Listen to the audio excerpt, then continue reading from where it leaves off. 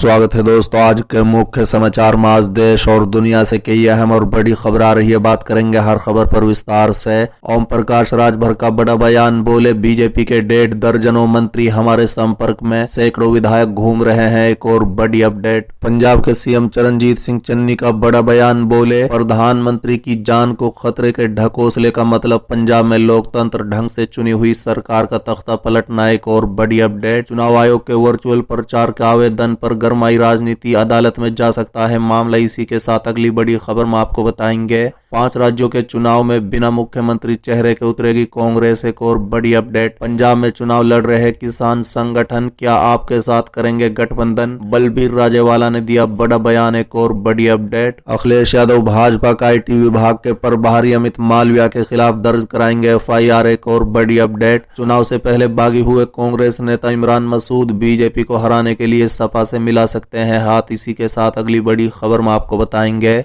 बिहार में बीजेपी को झटका, नरकटियागंज की विधायक रेशमी वर्मा ने दिया इस्तीफा, पत्र लिखकर बताई वजह। तो चलिए देख लेते हैं आज की पहली बड़ी खबर। ओम प्रकाश राजभर का बड़ा बयान, बोले बीजेपी के 1.5 दर्जन मंत्री हमारे संपर्क में, सैकड़ों विधायक घूम रहे हैं। दरअसल दोस्तों, उत्तर प्रदेश विधानसभा चुनाव 2022 की तारीखों का ऐलान होने के साथ ही राज्य में सियासी हलचल भी तेज हो गई है। बता दें कि शनिवार को खबर आई कि बीजेपी नेता दयाशंकर सिंह ने सुहेलदेव भारतीय समाज पार्टी के राष्ट्रीय अध्यक्ष ओम प्रकाश राजभर से मुलाकात की। बता दें कि खुद दयाशंकर सिंह ने कुछ पत्रकारों के साथ बातचीत में इस मुलाकात की पुष्टि की, लेकिन ओम प्रकाश राजभर से जब एक चैनल के पत्रकार ने पूछा आपको भी पाला बदलने की अटकलें हैं, इस सवाल के जवाब में राजभर ने जो कहा वो बेहद चौंकाने वाला है। बता दें कि ओम प्रकाश राजभर से पत्रकार ने स्पष्ट तौर पर मामले को लेकर पूछा, दयाशंकर जी आए थे आपसे मिलने, क्या लगता है कि कुछ अटकलें तेज हो रही हैं, कि कुछ पाला बदलने का मामला चल रहा है, इस तरह की चर्चाएं हैं। ओम प्रकाश राजभर ने इसके जवाब में कहा कि देखिए, दयाशंकर ही नहीं, हर नेता अपने अपने जुगाड़ में लगा है। जब उधर टिकट सेट नहीं होगा तो इधर टिकट सेट करने का चक्कर में लगे घूम रहे हैं। इस पर पत्रकार ने पूछा, क्या दयाशंकर सिंह आपके पास टिकट मांगने आ रहे हैं? इसके जवाब में ओम प्रकाश राजभर ने कहा है कि देखिए, वो नेता हैं, अगर बीजेपी टिकट नहीं देगी तो कहीं न कहीं चुनाव लड़ने का तो ख्वाहिश होगी। और साथ ही ओम प्रकाश राजभर ने दावा किया है कि उनके 1.5 दर्जन मंत्री हमारे संपर्क में हैं और हमसे कह रहे हैं कि टिकट फाइनल कर दीजिए, हम आ जाएंगे। उनके सैकड़ों विधायक घूम रहे हैं। ओम प्रकाश राजभर ने सैकड़ों तो विधायक घूम रहे हैं वाली बात बीजेपी विधायकों के लिए कही है कि वो टिकट के लिए मारे मारे घूम रहे हैं। चलिए अगली खबर, पंजाब के सीएम चरणजीत सिंह चन्नी का बड़ा बयान, बोले प्रधानमंत्री की जान के खतरे के ढकोसले का मतलब पंजाब में लोकतांत्रिक ढंग से चुनी हुई सरकार का तख्ता पलटना। दरअसल दोस्तों, पंजाब के मुख्यमंत्री चरणजीत सिंह चन्नी ने कहा है कि प्रधानमंत्री नरेंद्र मोदी द्वारा जान के खतरे के ढकोसले का मंतव्य तो राज्य में लोकतंत्र ढंग से चुनी हुई सरकार का तख्ता पलटना है। बता दें कि मुख्यमंत्री ने एक विशाल जनसभा को संबोधित करते हुए स्पष्ट शब्दों में कहा है कि प्रधानमंत्री की जान को किसी तरह का कोई खतरा नहीं है। उन्होंने बुधवार को अपने कार्यक्रम रद्द कर दिया था क्योंकि भाजपा की रैली में लोगों की संख्या बहुत कम थी। साथ ही उन्होंने कहा है कि प्रधानमंत्री को पंजाब दौरे के दौरान खाली कुर्सियां उनके मुंह चढ़ा रही थी, जिस कारण सुरक्षा के खतरे का ओछा कारण देकर वापस राष्ट्रीय राजधानी चले गए। बता दें कि मुख्यमंत्री ने कहा है कि झूठे बहाने बनाकर प्रधानमंत्री का दौरा रद्द करना एक गहरी साजिश का हिस्सा है, जिससे जम्मू कश्मीर की तरह पंजाब को बदनाम करने के साथ साथ राज्य में लोकतंत्र की हत्या की जा सकेगी। मुख्यमंत्री ने कहा है कि जब प्रदर्शनकारी प्रधानमंत्री से किलोमीटर की दूरी पर थे तो उस समय प्रधानमंत्री की जिंदगी को खतरा कैसे पैदा हो सकता है। साथ ही मुख्यमंत्री चरणजीत सिंह चन्नी ने कहा है कि वो दिन दूर नहीं जब महाराजा के सभी उम्मीदवार चुनाव में अपना जनाधार गवा देंगे। अकालियों पर निशाना साधते हुए मुख्यमंत्री ने कहा है कि बादलों ने अपने दशक के लंबे कार्यकाल के दौरान राज्य को खूब लूटा है। उन्होंने कहा है कि लोग अकालियों को पंजाब से हराकर सबक सिखाएंगे। मुख्यमंत्री चन्नी ने कहा है कि पंजाब के लोग अकालियों को उनके द्वारा राज्य के विरुद्ध किए गए गुनाहों के लिए कभी माफ नहीं करेंगे।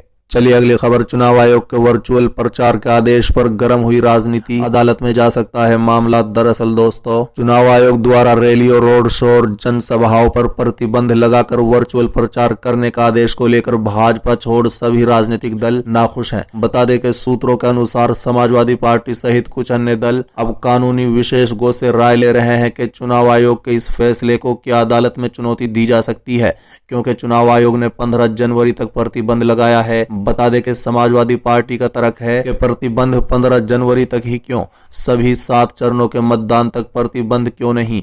कांग्रेस ने भी चुनाव आयोग के इस फैसले की आलोचना करते हुए आशंका जताई है कि आयोग ने भाजपा को मदद पहुंचाने के लिए यह फैसला किया है और इस फैसले के तार गृह मंत्री अमित शाह से जुड़े हैं। बता दें कि पार्टी के एक महासचिव ने दलील दी है कि भाजपा के सोशल मीडिया और समाचार टीवी चैनलों पर फर्जी खबरें चलाकर झूठा प्रचार कराने में महारत हासिल है। चलिए अगली खबर, 5 राज्यों के चुनाव में बिना मुख्यमंत्री चेहरा उतरेगी कांग्रेस। दरअसल दोस्तों, अगले महीने से शुरू 5 राज्यों के विधानसभा चुनाव में कांग्रेस मुख्यमंत्री पद का चेहरा घोषित किए बिना मैदान में उतरेगी। बता दें कि पार्टी ने पंजाब में मुख्यमंत्री का मौजूदा चेहरा होने के बावजूद ये फैसला लिया है। कांग्रेस के सूत्रों का कहना है कि चुनाव के नतीजे आने के बाद ही मुख्यमंत्री चेहरे पर फैसला होगा और कांग्रेस विधायक दल आला कमान की सहमति से नया नेता चुनेगा। पार्टी कुछ मौकों को छोड़कर आमतौर पर मुख्यमंत्री का चेहरा पेश नहीं करती है।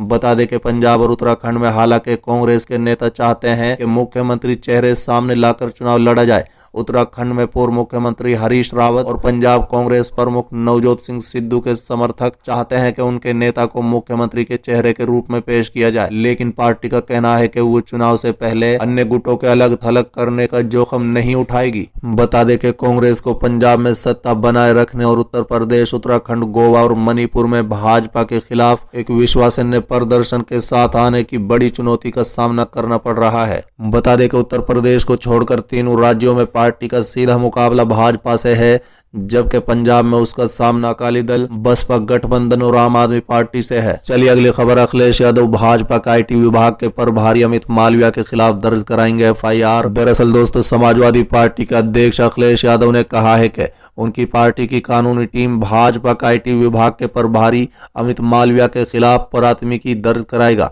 बता दें कि अखिलेश ने उन पर पार्टी नेतृत्व की छवि खराब करने के लिए ट्वीट के माध्यम से गलत सूचना फैलाने का आरोप लगाया है। हाल ही में अमित मालविया ने अखिलेश यादव के साथ उनकी पत्नी डिंपल, उत्तर प्रदेश के पूर्व मंत्री अभिषेक मिश्रा और एमएलसी पुष्पराज जैन सहित अन्य की एक तस्वीर ट्वीट की थी। बता दें कि फोटो के कैप्शन में लिखा था कि 2015 में अखिलेश यादव ने फ्रांस के गिरासो में एक प्रतिनिधि मंडल का नेतृत्व इस आधार पर किया था कि कन्नौज में एक परफ्यूम पार्क बनाना है। साथ ही उन्होंने लिखा है कि इस तस्वीर में उनके परफ्यूम व्यवसायी दोस्त को देखा जा सकता है। बता दें कि समाजवादी पार्टी प्रमुख ने कहा है कि इत्र बनाने वाले जिसके कब्जे से नकदी जब्त की गई है और जिसे बाद में गिरफ्तार किया गया वो पीयूष जैन है, जो तस्वीर में नहीं है। उन्होंने कहा है कि दिल्ली में बैठे भाजपा नेता चुनाव से पहले माहौल खराब करने के लिए उत्तर प्रदेश में अफवाहें फैला रहे हैं।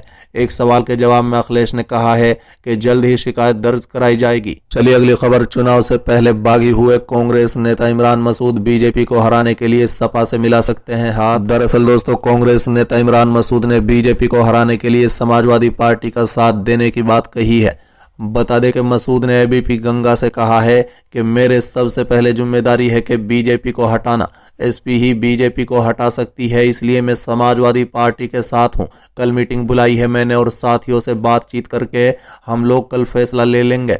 बता दें कि इमरान मसूद पहले से ही अपनी पार्टी कांग्रेस का विधानसभा चुनाव में समाजवादी पार्टी से गठबंधन की बात कर रहे थे, लेकिन उनकी बात नहीं मानी गई। कांग्रेस इस बार विधानसभा का चुनाव अकेले लड़ रही है। बता दें कि कांग्रेस नेता इमरान मसूद अब समाजवादी पार्टी का दामन थाम सकते हैं। उन्होंने अखिलेश यादव से मुलाकात के बाद एबीपी गंगा से बातचीत की है।